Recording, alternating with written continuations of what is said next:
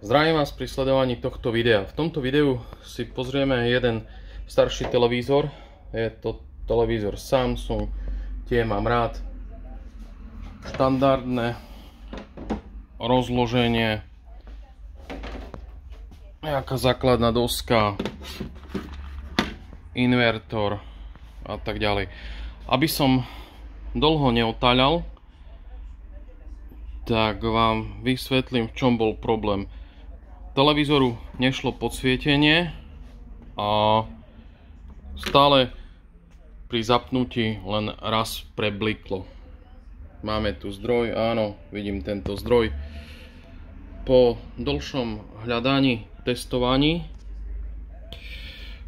som sa zameral na tú zdrojovú časť. Tu máme tento, vidíme ho, CP810 kondenzátor, ktorý si pozrieme. No, vidno ho, nevidno ho, dobre, dám ho tak, aby ho bolo vidno. Takže vidíme, je krásne prasknutý.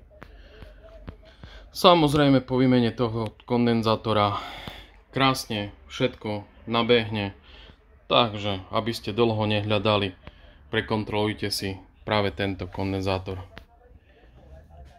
Ďakujem veľmi pekne za sledovanie, pekný deň.